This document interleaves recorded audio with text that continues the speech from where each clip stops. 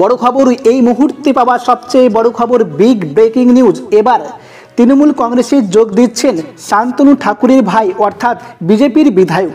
তার নাম কি, তিনি কোথাকার বিধায়ক, তিনি কি কারণে বিজেপি ছেড়ে তৃণমূলে যাচ্ছেন, বিস্তারিত তথ্য জানতে হলে অবশ্যই ভিডিওটা শেষ পর্যন্ত দেখবেন।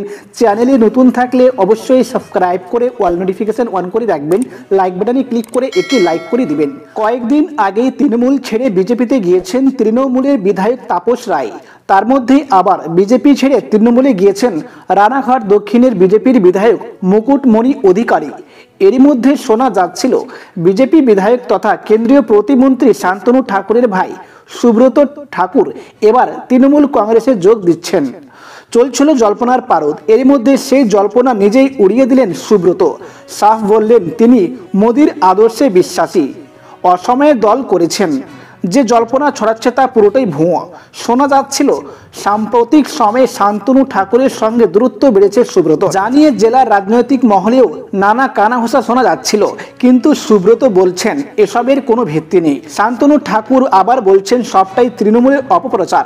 এ প্রসঙ্গ উঠতে এদিন সুব্রত বলেন, বাড়িতে দুই ভাই, একজন মন্ত্রী একজন বিধায়ক, সেই কারণে মানুষ অনেক কথা বলে, তাই দুজনকে আলাদা করতে পারলে অনেক সেখান থেকে ফায়দা নিতে পারবে, তাই এসব অপপ্রচার চলছে।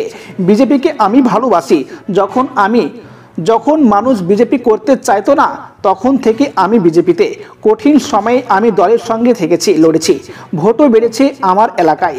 দল তো এখন অনেক ভালো জায়গায় আছে, আরও উপরে যাবে দল, আমি কর্মীদের পাশে আছি। একই সঙ্গে সুব্রত আরও বলেন, দল যে দায়িত্ব দেবে তা পালন করতে তিনি প্রস্তুত। দল যদি দাদার প্রচারে যেতে বলে তাতেও তিনি যাবেন, তার এ বিষয়ে কোনো সমস্যাই নেই।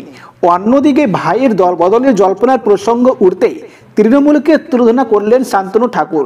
ঘাসফুল শিবিরের বিরুদ্ধে চাচা ছলা ভাষায় তোপ দাগেন তিনি বলেন, এটা তৃণমূলের অপপ্রচার।